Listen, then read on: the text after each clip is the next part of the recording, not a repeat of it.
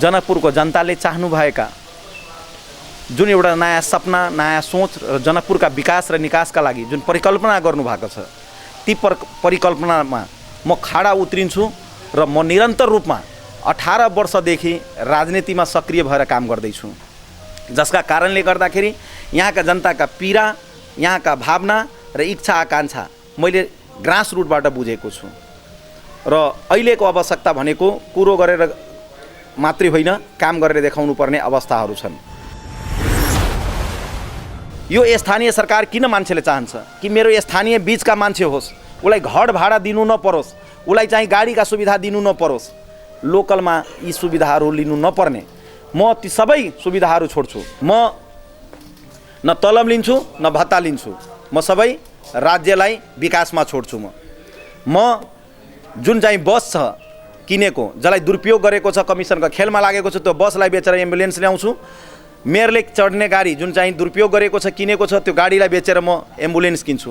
25 वटै वार्डबाट बिरामी ल्याउनु पर्दाखेरि 25 वटै वार्डबाट बिरामीलाई एम्बुलेन्सको भाडा तिर्नु पर्दैन, त्यो नगरपालिकाले बेहोर्नेछन्। त्यस्ता म कानुन बनाउँछु।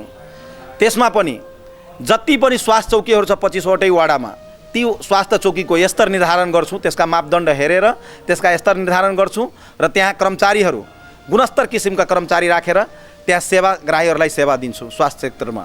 र शिक्षामा जुन स्कुलहरूको मापदण्डहरू पुगेको छन् त्यसका पनि स्तर उन्नति गर्छु र शिक्षा जगतमा राम्रो किसिमको म त्यहाँ एउटा नयाँ आयाम ल्याउँछु कि ताकि यस भेगमा यस ग्रामीण वाडाहरू पनि छन्, ती वाडाका विद्यार्थीहरूलाई पनि पढ्नलाई असहज नहोस् र सबै सुविधा आफ्नो वार्डबाट पाओस् भनेर म वार्डसम्म चाहिँ त्यस्ता सुविधा दिन चाहन्छु।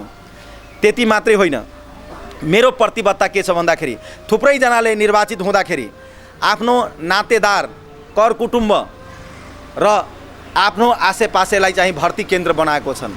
त्यस्ता अवस्थाहरू म चाहिँ हुन दिन्न। मेरो नातामा डाइरेक्टै पर्ने व्यक्तिहरूलाई न करारको नियुक्ति हुन्छ न त्यसमा चाहिँ जालादारीको नियुक्ति हुन्छ। जो लोकसेवा पास गरेर आउँछ उसलाई कदर हुन्छन्, नभए समाजमा उच्च मूल्याङ्कन गरेर काम गर्छु। ब्याचलर पास गरेका 25 वर्षभित्रका यस 25 वटै वाडाभित्रका व्यक्तिहरूलाई यहाँ नगरपालिकाले तपाईँको स्वरोजगारका व्यवस्था गर्छन्। तिनीहरूलाई चाहिँ भौतारिनु पर्दैन, जागिरका लागि बाहिर घुम्नु पर्दैनन्। त्यस्ता कानुन बनाएर म अगाडि सार्छु। किनभनेपछि स्वास्थ्य, शिक्षा र रोजगार महत्त्वपूर्ण विषय हो र जनकपुरमा प्रायमा लागेका थुप्रै यस्ता बुद्धिजीवीहरू हुनुहुन्छ। उहाँहरूले एउटा सपना बोक्नु भएको छ, सुन्दर जनकपुर, ग्रिन जनकपुर, क्लिन जनकपुरको एउटा सपना बोक्नु भएको छ। त्यसमा चाहिँ म जनकपुरको प्रत्येक वाडामा हरियाली ल्याउँछु वृक्षारोपण गरेर र जनकपुर धाम उपमहानगरपालिकाका सम्पूर्ण मूल बाटोहरू जुन छन्, जसलाई मूल बाटो मानिन्छ, भित्रका बाटोहरू मानिन्छन्, ती बाटोहरूलाई एकै रङको कलर गर्छौँ। किन जनकपुर धाम माता जानकीको नगरी हो, एउटा पर्यटक स्थल हो। मान्छे एयरपोर्टबाट आओस् कि ट्रेनबाट आओस् कि बसबाट आओस्, इन्ट्री हुने बित्तिकै यो जनकपुर धाममा आइपुगे यो अनुभूति फिल होस्। हेर्ने बित्तिकै त्यस्ता एउटा सुन्दर संरचना जनकपुरलाई बनाउँछु। र यहाँ सबैभन्दा ठुलो चुनौती हरेक उम्मेदवारसँग छन्, जुन चाहिँ फोहोरको व्यवस्थापन गर्नुपर्ने।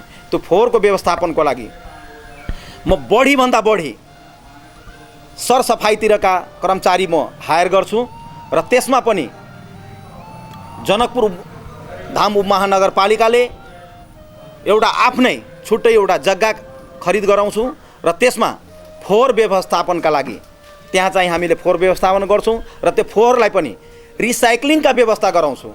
म एउटा कृषि सेक्टरै छुट्टै राख्छु, विद्युतको सेक्टरै छुट्टै राख्छु, शिक्षाको क्षेत्रै छुट्टै राख्छु, स्वास्थ्यका क्षेत्रै म सेक्टर छुट्टै राख्छु र त्यसमा एउटा टास्क फोर्स बनाउँछु। त्यसका मोनिटरिङ हुनुपर्छ, अनुगमन हुनुपर्छ र विभिन्न किसिमका एक्टिभिटी गरेर यस समाजका राम्रा सृजनशील शक्तिहरू भएका व्यक्तित्वहरूलाई त्यहाँ हामी छलफलका विषय बनाउँछौँ, गोष्ठी गर्छौँ र त्यहाँबाट क्रिमिङ गरेर त्यस्ता क्षमता विवेक भएका व्यक्तिहरूलाई पनि नगरपालिकाभित्रमा हामीले उसलाई स्वरोजगार दिन्छौँ।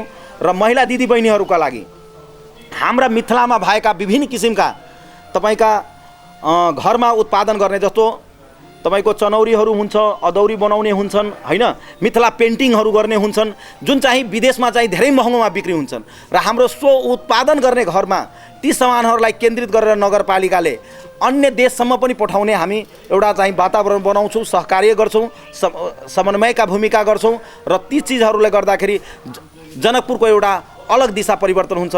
र म एउटा प्रतिबद्ध म युवा छु, म जहिले पनि एउटा सोच यो राखेको छु, म सेवा सुविधा पाउनुभन्दा पनि सेवा सुविधा दिनुपर्छ। म नगरका मालिक बन्नुभन्दा नगरमा म एउटा भूमिका खेल्नुपर्छ। म यही माटोमा जन्मेको हो, यही पानीमा हुर्केको मान्छे हुँ, म यहाँ केही गर्नुपर्छ, मेरो एउटा सिनारी हुनुपर्छ र मैले गरेका कामलाई प्रशंसनीय हुनको लागि मैले त्यस्ता उदाहरण रूपी काम गर्छु भन्ने मेरो सोच राखेको छु मैले।